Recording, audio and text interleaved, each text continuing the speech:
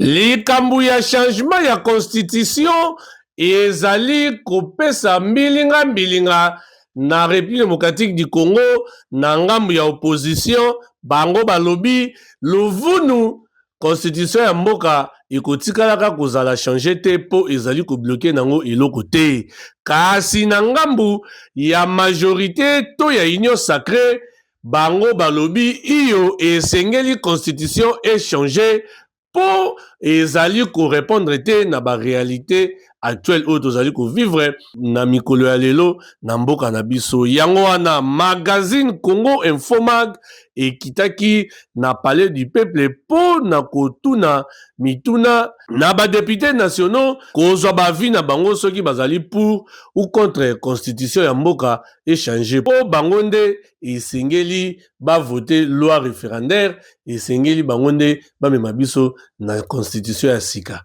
boyoka quelques députés nationaux oyo tokuzanaki na bango ndenge nini bakomunikaki na micro ya Congo Infomag. C'est une carence de leadership. Il voudrait imiter le président Tshisekedi qui à son époque, quand il décrétait la ville morte, chacun restait à la maison parce que les réseaux étaient fondés. Je dois demander aux Congolais et à toute la population de vaquer à leurs occupations. La police est là pour la sécurité des biens et des personnes. Même les opposants qui disent que demain il y a une ville morte, chacun se rendra même dans un restaurant pour manger. Vous montrez déjà la mauvaise volonté ou encore l'ambition de détruire ces pays comme font les agresseurs. Donc moi, je ne vois pas pourquoi je dois même répondre parce que l'opposition ne fait que suivre la volonté des agresseurs. Alors, ce n'est pas une démocratie si on peut dire ça.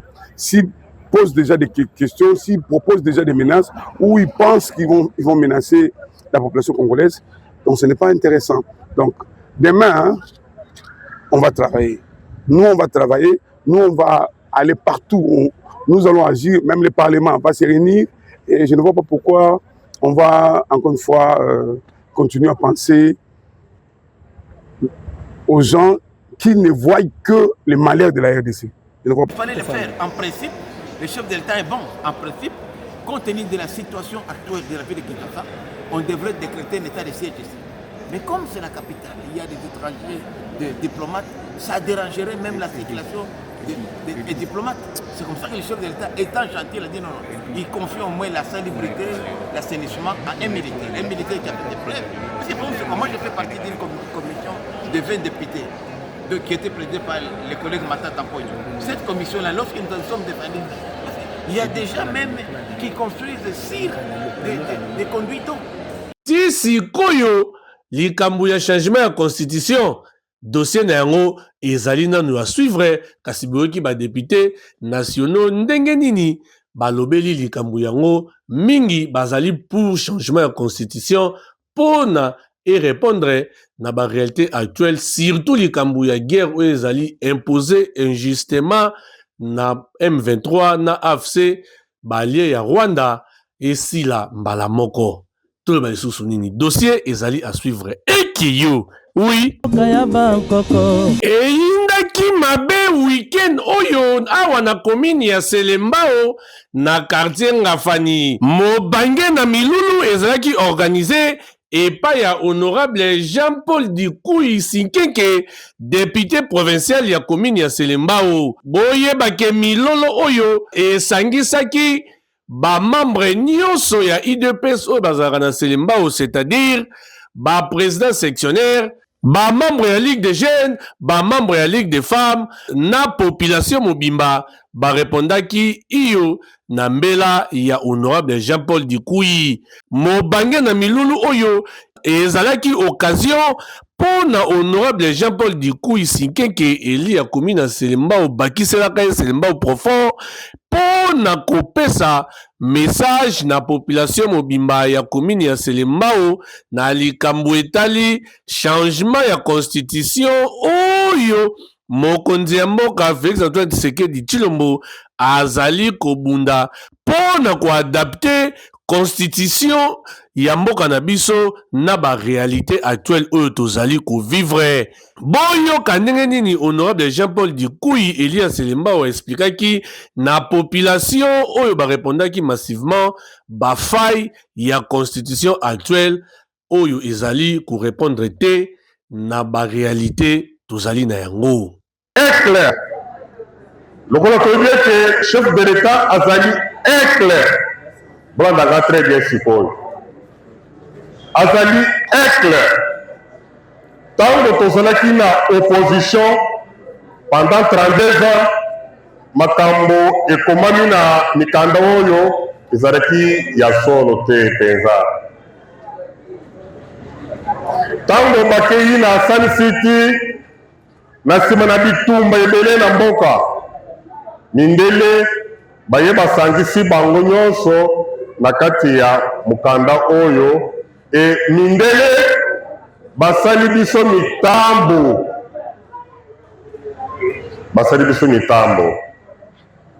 motambo ya liboso balobi ete baflate biso mboka na biso ya RDC ezali mboka munene, mboka kitoko, etangi nango ezali boye, munene nango ezali boye, minoko nango ezali boye, bazali boye. Bazaba hospitalier. Bazali un pays fort, uni et indivisible, baflate biso, bamindele. Bapoussani, vers la fin, bakei pour conclure, traité et les accords internationaux. Nde bisika wapi président atekaka mboka na ba premier ministre na ba sénateur na ba député nationaux ya kala ya tangwa 18 ans ya règne ya Joseph Kabila batekaki mboka bango nde bapesaki faveur occasion et pas Joseph ete a signé ba accord et ba traité internationaux. Na nsima ya koyoka message oyo population batunaki ba question na bango na élu na bango honorable Jean-Paul Dikuyi pe a répondaki yango dada na suka population bandimaki iyo, c'est-à-dire oui na changement ya constitution oyo ezali initiative ya mokonzi ya mboka azali kozela kaka moment opportun na référendum po na ba voter oui na constitution ya sika. Toloba lisusu nini? Kitoko to kitoko te. Eki yo. Oui.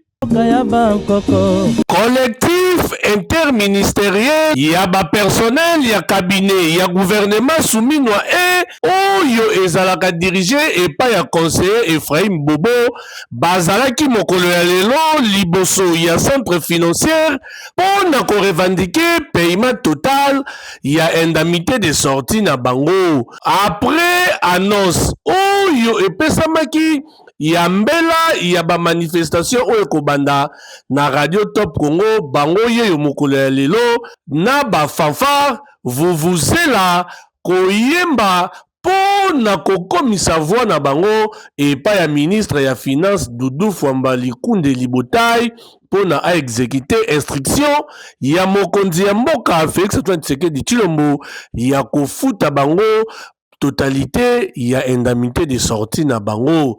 Bon vivre ambiance oyo elekanaki liboso ya centre financier netika kabuzalaki.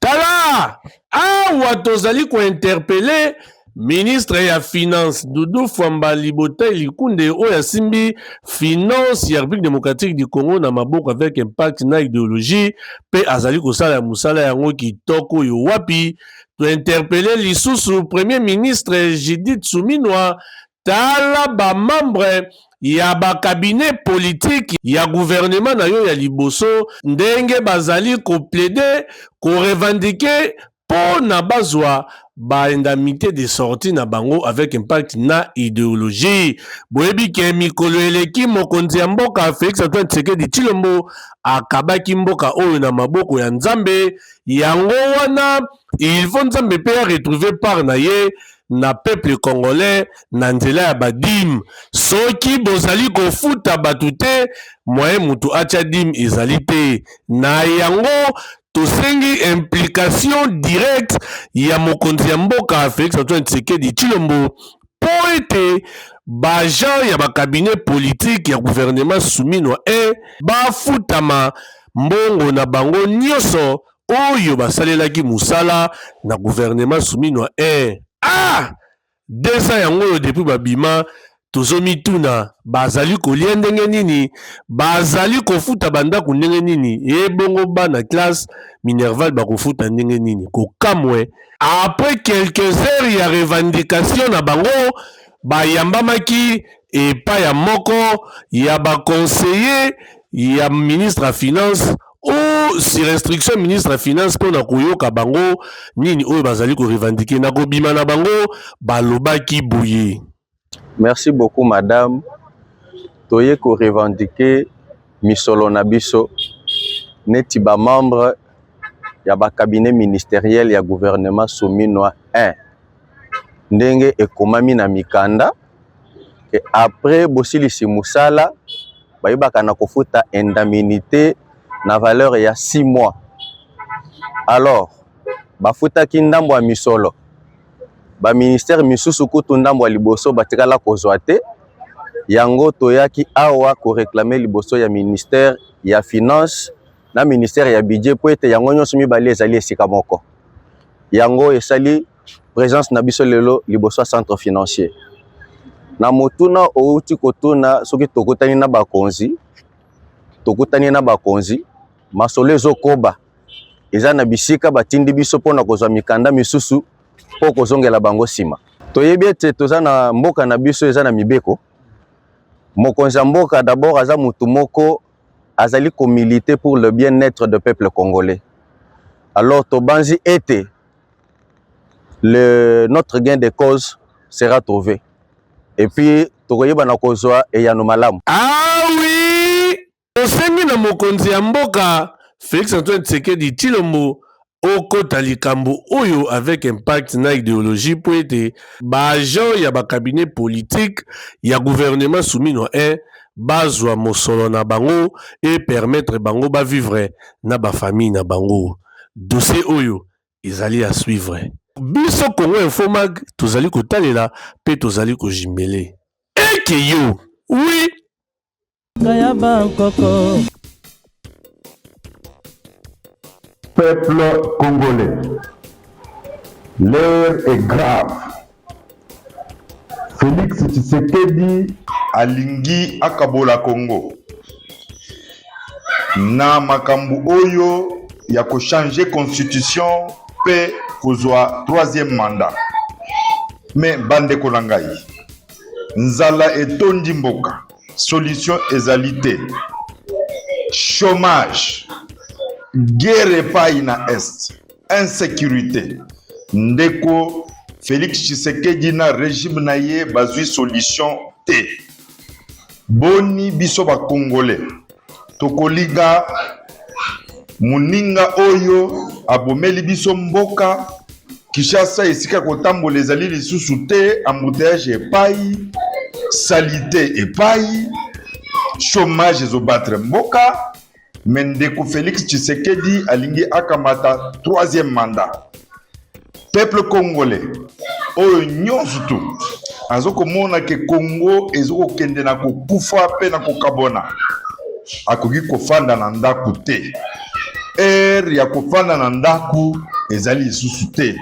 Tokomi na ya kodefendre unité ya Congo, kodefendre avenir ya bana na biso. Yango tosengi na bino na sima ya commandant du peuple Martin Fayulu Madidi tozala elongo le 12 vendredi to mukolo mitano vendredi na palais du peuple pona koyebisa régime Tshisekedi ke tolembi moyibi, tolembi immoralité, tolembi nzala, tolembi chômage, tolingi lisusu ndeko oyo a continuer kokamba mboka na biso te. 2028 ndeko Tshisekedi esengeli akanga bisaka na ye atika Congo na kimia. peuple congolais esika kolala lisusu pongi ekoki kozala te. Tobengi bino esengeli ndeko Tshisekedi akokisa manda na ye ya mibale mpe atika Congo na kimia. Na tondi bino botondi. Projet de la refondation constitutionnelle, quelles sont vos impressions?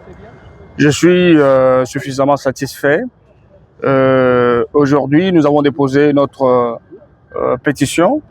Nous nous sommes acquittés de notre devoir citoyen. Et nous sommes conformes à l'article 218, alinéa 4 de la Constitution actuelle. Alors, la pétition est entrée bien évidemment aux essences administratives du bureau du président de l'Assemblée nationale. Comme la Constitution ne prévoit pas de manière explicite une revision partielle ou totale, je pense que nous nous inscrivons dans une logique d'une refondation institutionnelle. La grande théorie que les gens ignorent, c'est que le peuple est souverain. Au nom de la souveraineté populaire, même les dispositions intangibles ne peuvent pas résister. Ici, nous sommes dans une phase très décisive de l'histoire de ce pays. La Constitution représente l'âme même de la nation. Et nous voulons évoluer comme des Congolais qui sont gouvernés selon leur réalité congolaise. Je sais qu'aujourd'hui, les Congolais ont quelque chose dans l'histoire de la politique de notre pays.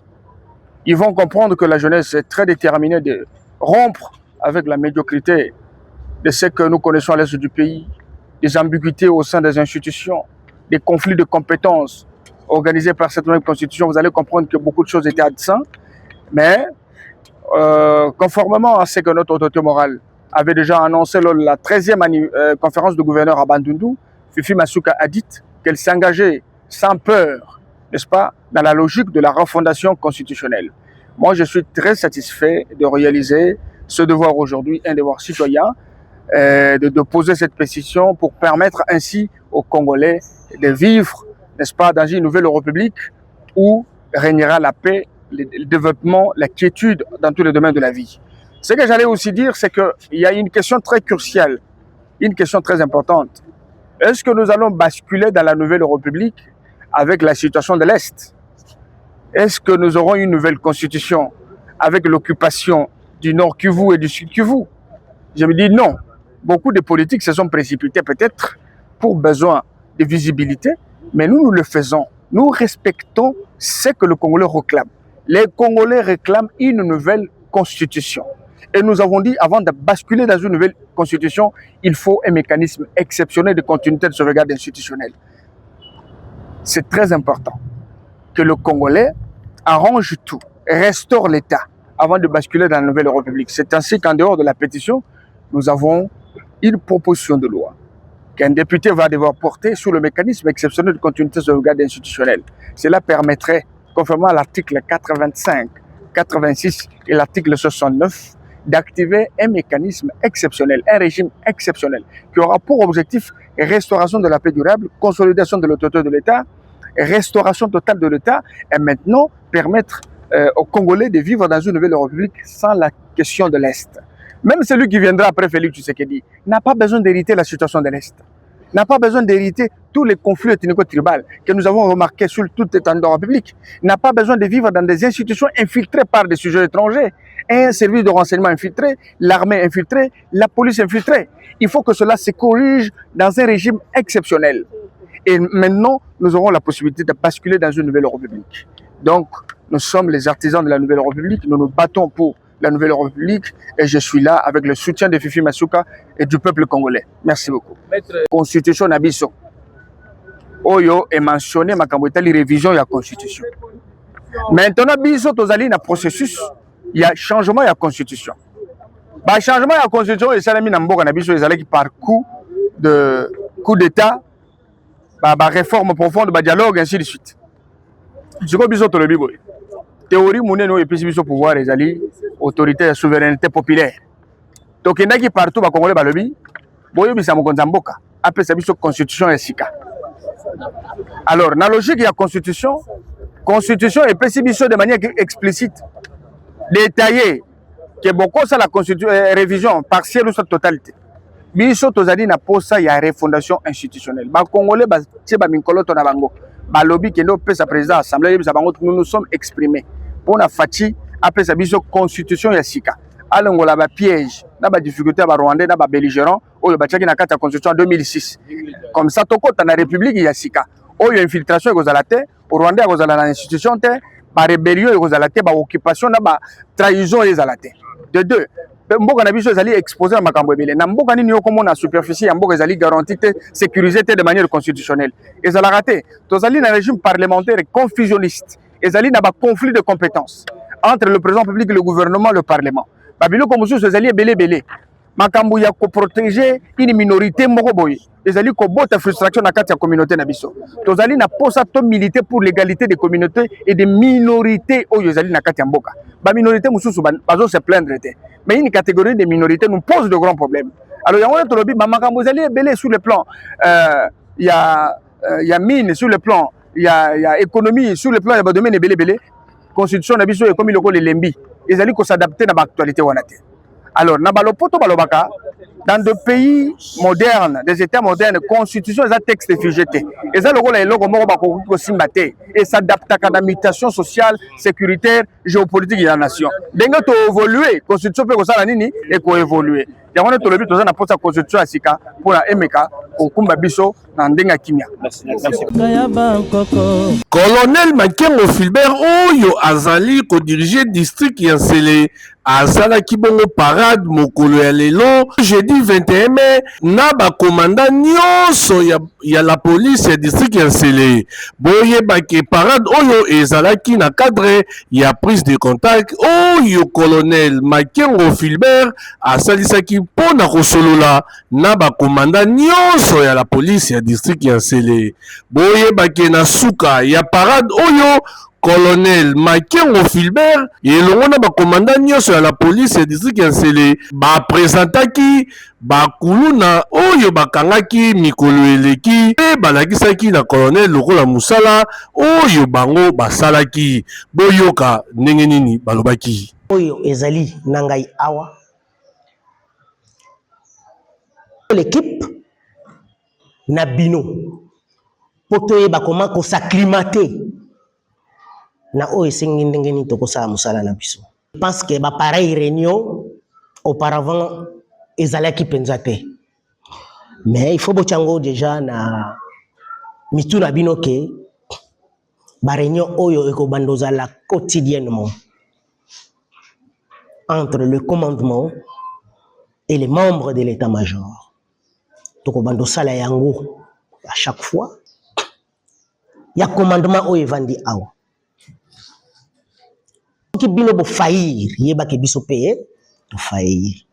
Vous êtes nos conseillers en toutes les matières. Avant de côté dans le commissariat, ainsi de suite. Ah oui! Oyo colonel Makengo Filbert asali na parade oyo ezali pona ko interpeller pe ko yebisa na ba commandant nyoso basala musala na bango lolenge esengeli oyo la police asalaka ya ko protéger population na ba bien na ye nyoso. En tout cas district Yansele esimbami désormais na maboko ya colonel Makengo Filbert oyo akotia expérience na ye mobimba na sagesse ya kotrake bakuluna pe batu nyonso oyo bazali koseme désordre awa na district Yansele boyende ezalaka eki yo oui